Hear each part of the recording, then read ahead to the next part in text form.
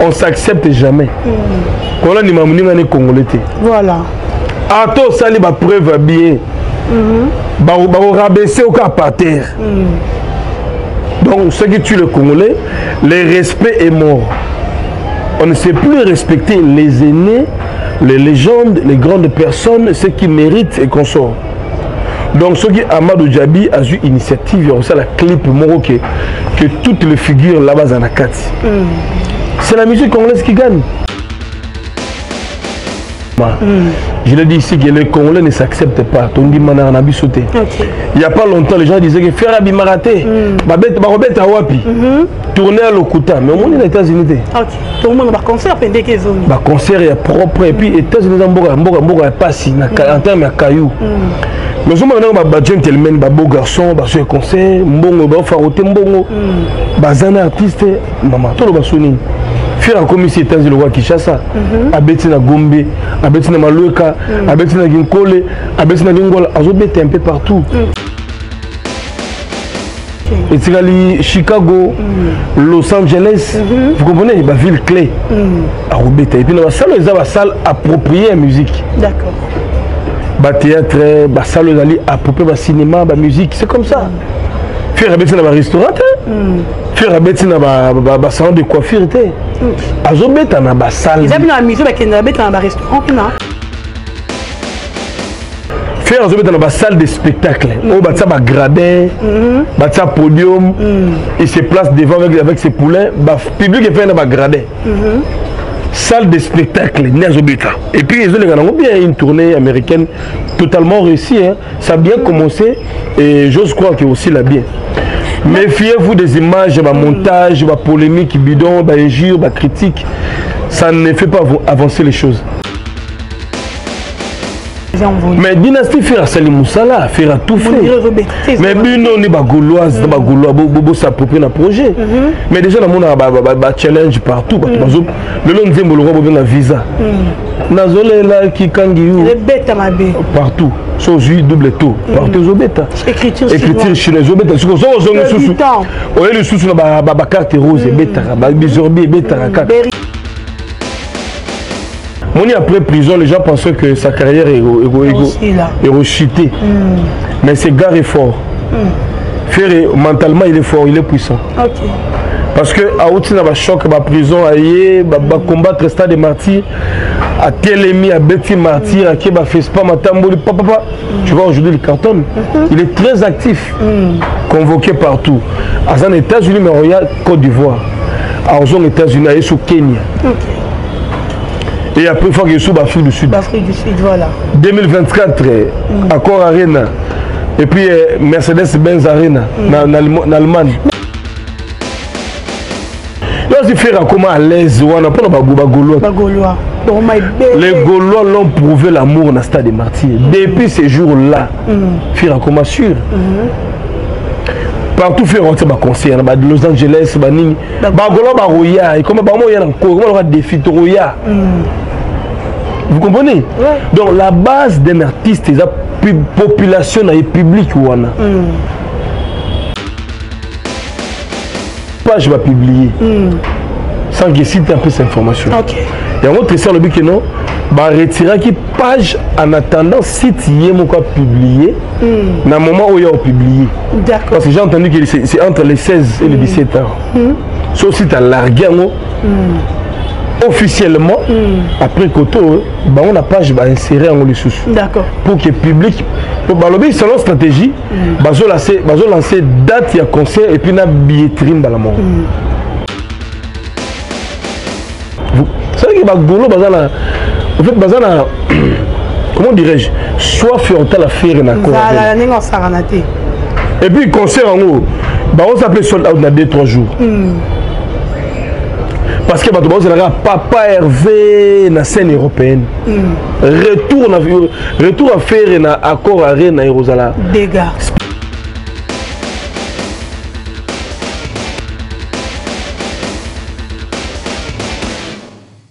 Bolokoko officiel, bienvenue sur notre chaîne, la chaîne d'actualité. Bonjour et bonsoir. Et bonjour Nababoni Nabiso. Baïnyo Soba Messana Kulanda Dorcas Bolokoko en direct des Bolokoko officiel. Abonnez-vous massivement. Partagez cette vidéo, likez, commentez. Et ça façon ou manière de nous soutenir. Biso Bayabino, Bino Bayabiso. En tout cas, merci Mingina Kolon Zambe Oya Salike Tokuta Bino Mokololilo. Merci à l'écoute Moufinoukuya Europe. Merci à toi, merci à José Maké Sezikitoko depuis Paris et merci à 100 couples de nécessaires. Ça sera toujours nécessaire, 100 couples nécessaires. Motema ya Mama Aimé, coucou, un grand merci encore une fois de plus. Na Hervé Mbika, il l'homme à battre. Maman Zozona End, Maman Zozona End et Bissomoko et Maman Aimé Kyungo, Maman Elimbizi. Je vous aime tellement. Abonnez-vous, abonnez-vous, abonnez-vous. Nazan a besoin de la publicité. Oh, Amoni, Azan a posé la publicité. Azan a besoin de belaye. Oh, Nazan ça le leur mort d'orchestre Nalingi. Aux Zalawan, en tout cas, nous sommes là. Trosser la bino, nous sommes servir bino. Ndenge Bolingi. Merci beaucoup, Roméo. Si vous êtes d'accord, vous avez la caméra. Jérémy Louemba, analyste mort, analysera toujours l'église au milieu du village. Parce que tu as dit que l'analyse est belle, l'analyse. Comment il y a porte-parole, il y a artiste. Il y a vraiment porte-parole, il y a fait. Tout le bédaraï. Parce que Jérémy est vraiment au milieu. D'ailleurs, on couvre maintenant au milieu. C'est avec Jérémy Louemba, pour le l'actualité. Au Ebimel Bissot. En tout cas, Jérémy Louemba, bonjour et bienvenue. Bonjour à toi, Dorcas Bolokoko, la branchée. Ça fait trop longtemps que tu en as sauté. Je crois que c'est un plaisir et aussi un honneur d'être reçu chez vous. Donc, merci beaucoup. Bonne santé. Santé, ça va, un peu grippé, mais dans l'ensemble, c'est bon. Merci beaucoup, Roméo Mouti, en tout cas. Merci. Jérémy Louemba, Tomoni Rumba Forelva. N'habite n'a pas ça bien. Rumba Forelva, c'est en anglais. Et Tomoni Bimeli Bisso, Tomoni tous les artistes musiciens à Kati. Presque toute la génération. Et bah, le Bézali Production, il y a Amadou Djabiri. Est-ce que l'initiative va bien? Bon, d'abord, merci pour la question, Dorcas Bolokoko. Tout mon initiative, nous sommes très contents parce que je l'ai toujours dit que Rumbeza style musical, où l'artiste est belé balingaka, l'artiste est belé apprécier même de loin. Voilà. Et puis ils allaient style moro très très difficile à maîtriser. Les gens pensent que c'est ça la rumba, nous en moindre, comme ça la afrobeat, toi ça la R&B. Rumba c'est un principe qu'il faut respecter. Je crois que Amadou Djabi et son staff, ils ont eu quand même à faire réunir tous les artistes de chez nous, les grands, les leaders d'aujourd'hui pour que rendre hommage à Rumba. Parce que Rumba est inscrit dans le patrimoine UNESCO. Et donc, l'artiste est belé dans sa musique à Rumba, il peut s'en valeur. Il y a un style recherché. En fait, il y a des artistes qui ont la même Rumba. Papa Wemba l'a dit une fois, pour faire la Rumba, il faut associer la guitare. La mélodie et aussi avoir une belle voix. Pour ça, la rumba, il faut guitare, mélodie et aussi la belle voix. Voilà. Donc, c'est un style musical très complexe. Si mon musicien a maîtrisé rumba, c'est qu'il est capable de remettre un style belé. Un artiste qui gère bien la rumba, à remettre la salsa, à remettre la musique acoustique, à remettre la afro, sur la lingui. Mais la rumba, c'est la base. Ils allaient te rôle la racine de la musique. D'accord. Moi, le rumba, c'est le rôle tissu. Chacun de nous, à Zoïa, selon son époque, à Katimo et Teni, à Salimo et Lambanaï. Donc la rumba là comme un tissu. Yo kati morceau là, kati morceau là. Mais il y a un tissu. Donc pour respecter style la musique voilà, ça coûte tellement cher. Et nous avons un plaisir mini sur la belle musique na biso ba rumba pure voilà. Ça nous fait toujours de bien. Donc voilà. Est-ce que tous attendent que le lobby au monde les musiciens au bayembi na kati ya rumba wana ba sali pe club il y a nzembo wana bango tout basangani pour mesika mo mais le fait que on a esquivé na katote na ba nzembo ba we are the war wana tout monde a tout presque tout le musicien est-ce que biso pepe est-ce que on ça m'a tout moni faire à télémia ou fali à télémia héritier wata tout moni bango tout bazar esika mo c'est une bonne question Dorcas mais je pense que c'est possible, c'est juste une question, il y a volonté de chacun d'eux. Maman, dans mon de grand prêtre, Fachi Béton, a serré Martin Fayou la main, a Pessi Mbotebo, na réunion na Seni, bon bah musicien. Ok. Baza banani.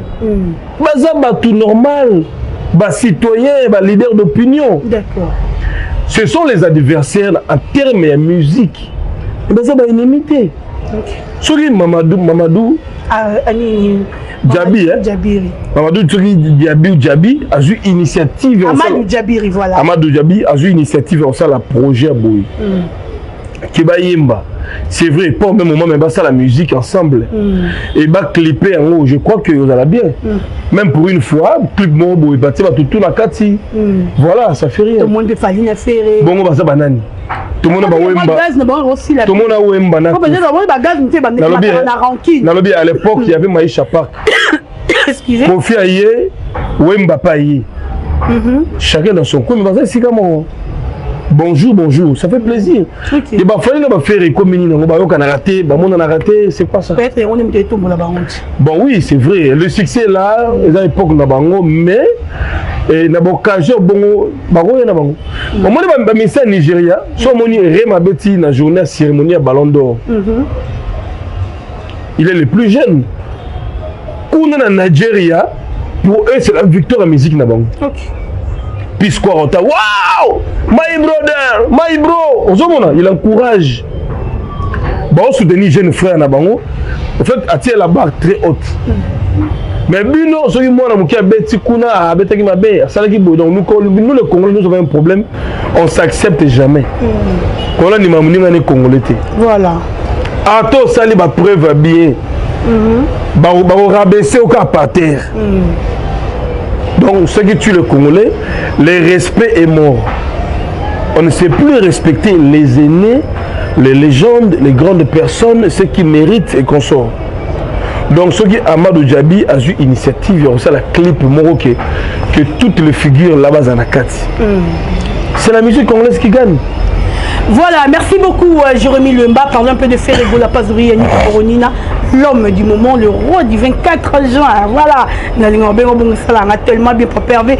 Au Bongo, Baza toujours tourné la bango en Amérique, Baza au Tambola, tout le monde va concert, et puis le 18 Oyo, a encore bêta par rapport au monde va concert Wana. Pour ma mission, Baza déclaré, il va saler plein de Ah, maman, je l'ai dit ici que les Congolais ne s'acceptent pas. Il n'y a pas longtemps, les gens disaient que faire Abi Maraté, Barobet à Wapi, tourner à Lokuta, mais au monde des États-Unis. Tout le monde va concert, concert est propre, et puis les États-Unis, Mboga est passé, en termes de cailloux. Mais je suis gentleman, beau garçon, un concert, Mbongo, Faroté, Mbongo, un artiste, maman, tout le monde. Faire comme ici États-Unis le roi Kinshasa, Abetina Gombe, Abetina Maluka, Abetina Ginkole, Abetina Gingola, Azobete un peu partout. Et c'est Chicago, Los Angeles, vous comprenez, la ville clé. Arobete. Et puis dans la salle, ils ont la salle appropriée à la musique. D'accord. Bah théâtre, bah salle appropriée à cinéma, bah musique, c'est comme ça. Faire Abetina restaurant, faire Abetina salon de coiffure. Azobeta na ba salle. Ils ont mis dans un restaurant non. Faire azobeta na ba salle de spectacle. On va ça ba gradin, ba ça podium, il se place devant avec ses poulains, ba public fait na ba gradin. Salle de spectacle n'azobeta. Et puis ils ont bien une tournée américaine totalement réussie hein. Ça a bien commencé et j'ose croire que aussi la bien. Méfiez-vous des images, des montages, des polémiques bidons, des injures, des critiques. Ça ne fait pas avancer les choses. Mais par rapport à un concert, on a beaucoup de gens, par exemple, le concert, on a une promotion. il y a dynastie déjà envolée. Mais dynastie faire Sali Moussala, faire tout fait.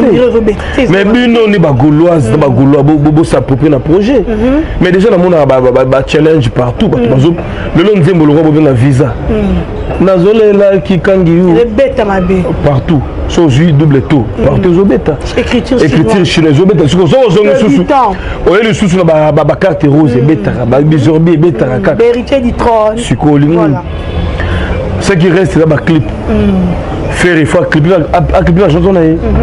Soit clipper, on continue à TV et c'est plaisir. Mais clip est important dans le mais oui, parce que TV, je vais un peu trop. Nous tous on a parlé, on a TV. Ok. Il faut qu'on ait TV. À celle des clips, il y a dernière danse. Dernière danse. Ça va.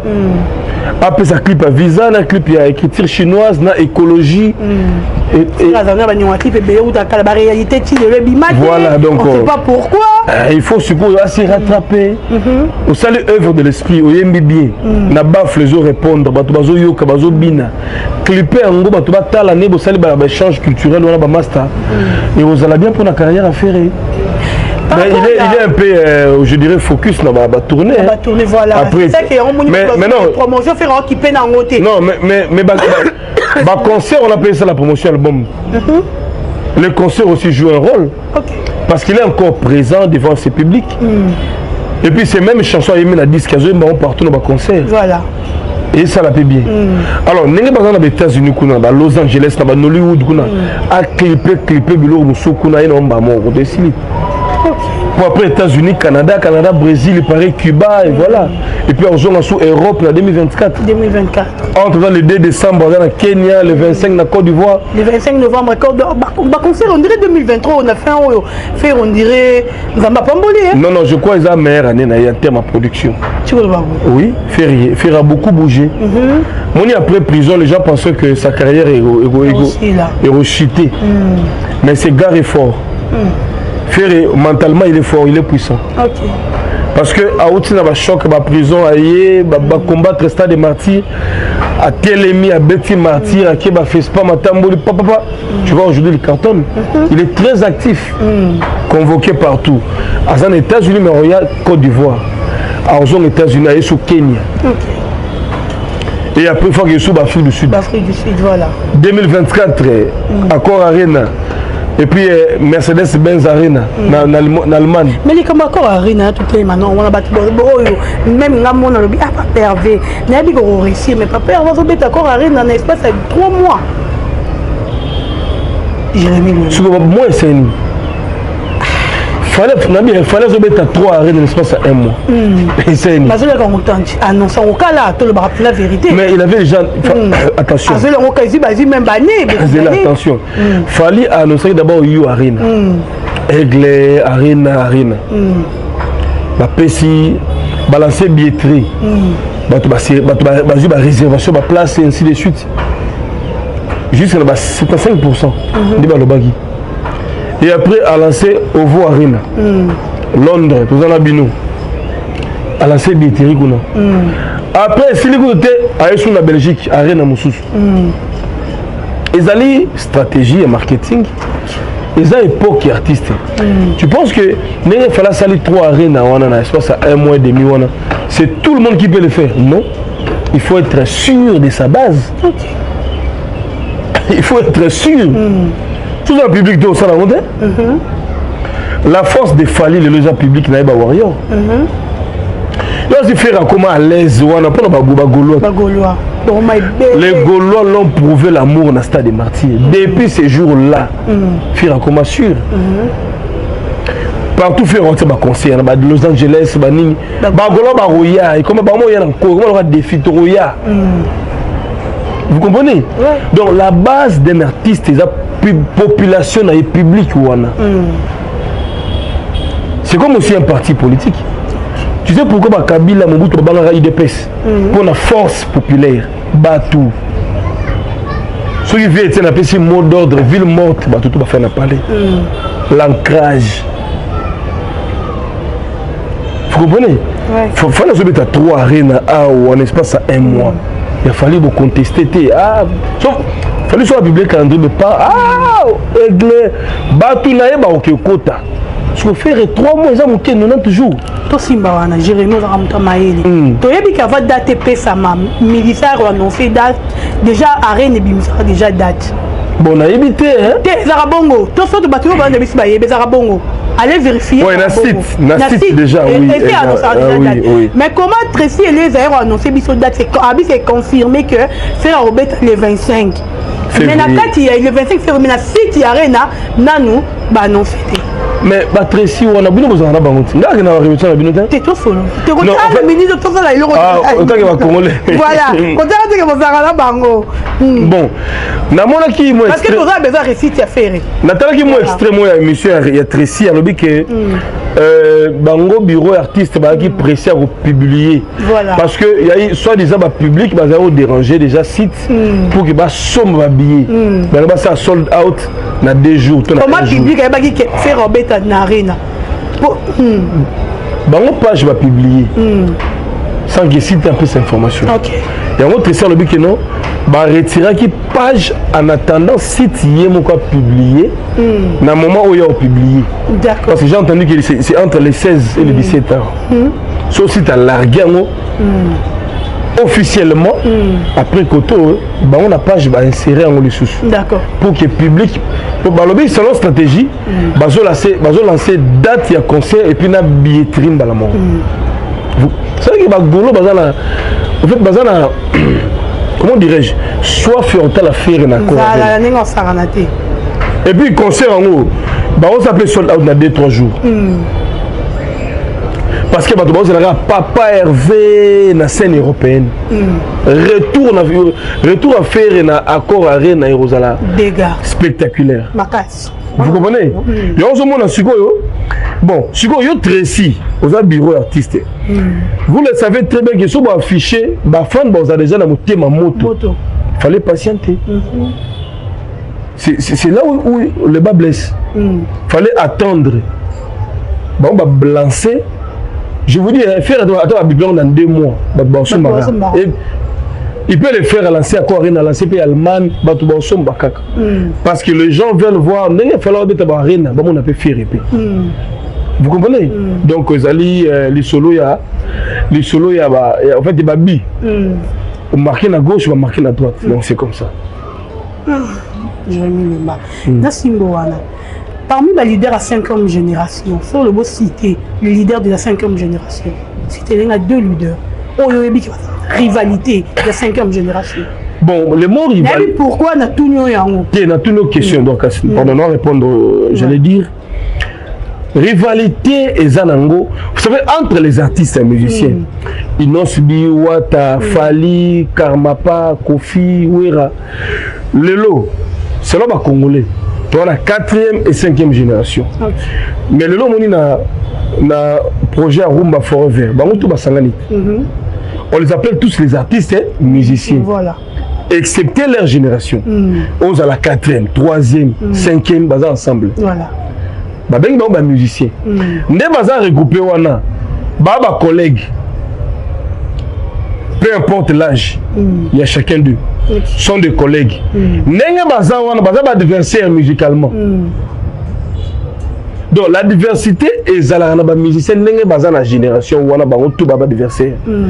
C'est comme on toi collègue, confrérie. Mais on a une chaîne qui est pilée, on a côté sali konda nanga. Nous pensons qu'on appelle pilé Jérémy, on a côté sali konda nanga. C'est ce qu'on appelle la diversité. Ce n'est pas l'ennemi. Bango tout, ba bête la musique, baza ba concurrent. Donc leader à 5e génération leader à 5e génération par rapport à Nini. Nana bête pas moninga mutute. Yo sont l'orchestre na yo. Au besoin d'un mouvement naï. Chacun d'eux a une vision musicale naï. D'accord. Ce que les gens oublient, c'est quoi? Les gens veulent voir Oyo, Wata Osala, il faut qu'à faire ça. Non. Oh, faire ça, il faut qu'à faire ça. Non. Ouer a JB Baïba rival à l'époque, 4e génération. Bakuta Kofi, Redia Missi, Papa Wemba. Maintenant, Ouer Baïna Fali et là, JB. Betty va plein de stade de Marty 3 fois 4 fois. Ouais, la bête double zénith, mais j'y vais mettre un montant. Est-ce que j'y vais salon? Ouais, la bête double zénith, mais j'y vais à part ça dans la montée. au double l'impact ça na monter pour JB ba Bercy na beta makasi wana c'est bon abeta ba Zénith na Gitoko c'est bon abeta ba Martine ba 2 fois 3 fois c'est bon chacun a sa ligne de conduite na il ne faut pas seulement que il fallait abeti place oyo tout le pays il faut que faire abeta non mutu na mutu j'ai aimé faire on ne fallait en Europe à concentrer en Europe faire que ne musique en Amérique à s'isoler mais allo bani pilote allo bani déjà donc nous le voilà faire ndoule voilà date et après bien le monde botel venant et c'est gars à réussir quoi et dans Amérique on veut des Simba Ego attends on dit matin mais bah encore tu as bêti musique là. Voilà, merci beaucoup Jérémy Louemba. Et puis musique dans les grands choix. On a un bon musicien, même sous musique nous on a préféré un autre. Vous comprenez? Il faut préférer les musiques. Est-ce que musique nous c'est en fait nous on a choix la musique là. D'accord. Donc on a Congo à table bazou artiste tout baboni bango batiki mutu moko beta musique. Au biso de tika la peuple en tous appelé satisfait. D'accord, en tout cas. Parce que chacun a sa préférence. Voilà. Merci beaucoup, Jérémy Lema. Parlons un peu de Richie Watanabe, Goga, la TV, où il fallait abîmer sa chemin de la gloire le 14 novembre. Et il y a le 97%. Mais le autre, vous laissez Wata travailler calmement. Au moins, l'album va pression. Non, non, certainement, ils ont la réalité à studio. Ok. Et Wata fait travailler sous pression. En fait, sans pression. D'accord. Azala concentré dans le projet parce que Wata n'est pas zawana. Ce l'album est simbité quand il est au Koufa. Makasi, on a raison. Boutique azala natana ya respirer. Non boutique Wata sa musana bien ninga bossa musana. Parce que déjà tu vas critiquer tout pour l'instant des martyrs. Album oyo sur le chemin de la gloire, ce qui est accroché carrière est difficile pour la Wata. Alors il faut en fait il est dans l'obligation de mettre la barre très haute. Mais déjà, vous tirez un petit garçon au style. Et ça, on a déjà le chemin de la gloire. Chanson Moko, tu reçois la promotion de Makasi, mais album. Il dit faire la salle à 40 titres non clippés. Pour voir Yoka, on fait la musicien. Ok. Yo tu vas te dire, moi, je clipper. Pour voir, tu vas quand on va blaguer. Et là, il facilite la tâche dans la TV. Tant TV, les gars, total clip, mais une chanson qui n'est pas clippée pose la motivation là c'est difficile vous comprenez donc ils a bitumba Wata il faut réussir pour que combat puisse la relancer. Un album la Wata et Kabola bitumba ceux qui veulent réussir bon ils allaient bien et puis on relancer sur Wata. On a un projet basal ya poto. Non c'est bande. On a un projet basal. Mon temps fait avec les ba accord arena. Au moins on peut voir am sur la Zénith wana. On a un projet basal. Quoi bêta. Et puis c'est relancé. Merci beaucoup Jérémy pour un peu de fali pour pas pour les bêta arena. Maman nous avons un candidat bana poto ba soutenir campagne nanga. Na lo ba 1 euro. Tu m'as fallu faire candidat. Ah, Kamaji, yo bon style. Pourquoi on s'est entendu? Yo Kimanga. Si la manco est. Zambongo Kimanga yi. Bongo na sani. Kamaji, honorable. Ouais, mais ça va hein. Naza candidat conseiller municipal na Monga Fula, le futur bourgmestre. OK. Naza excellence. Futur bourgmestre donc bane retour à Monga Fula ba diaspora ba tout ba congolais ba kino tout. Donc soutenir campagne à Jérémy Lema 1 euro kaka. 1 euro ça la biso une camionnette. Pour le camionnette. Campagne électorale. T'es venu 1 euro ba soutenir yo ba c'est lo ni on ba bon. T'es tika ba blo pas bon. Donc soutenir na 1 euro.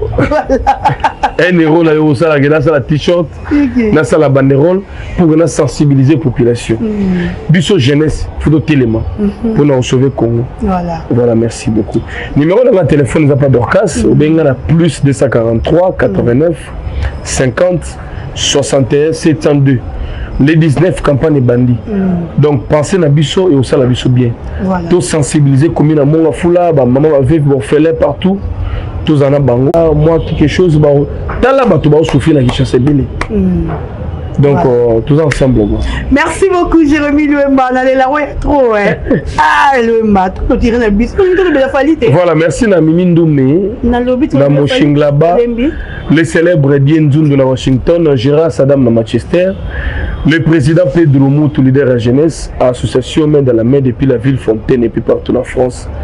Je n'oublierai jamais le conseiller Papa Philippe Kabouikou à Fribourg. Serge Leco qui est le mannequin à Paris. Encore une fois, merci à toutes les grandes dames qui nous soutiennent de partout à travers le monde. Merci là-bas au Canada, là-bas aux États-Unis et dans Bossani Binote, quoi. Tous ensemble pour de vrai. Merci beaucoup, Jérémy Louemba. Merci à Roméo. Fallait concert yo arena ba combattant ba télémi. Ba combattant bazo combattre ka fallait mais ba combattre dans culture en boka.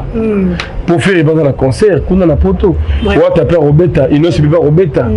Ba combattant baza na raison de défendre Kolo na biso. Voilà. Leur cause est noble. Mais pas la pétante. Voilà, merci beaucoup. Combattant moi un candidat à président comme Rex Kazadi. Rex Kazadi. Bon, c'est Rex Kazadi. Merci beaucoup la manière de combattant moi Koufiawa. Serge Ouelo. Serge Ouelo. Beaucoup non Serge Ouelo. Vraiment. Attends combattant moi Tinda droite pour la Serge Ouelo. Vraiment. Abondé la Congo na France, na Canada partout. Affrontant nana Kagame, voilà. Yo zo ganga na potos, yo mona Kagame. Vraiment. Serge Ouelo za na morgue cinquantenaire au Brazzaville, quoi au Brazzaville. Botano Kaya Serge Ouelo, Botana Kaya Rex Kazadi a postulé. Quelles sont les stratégies pour que Rex a gagné Félix dans l'élection?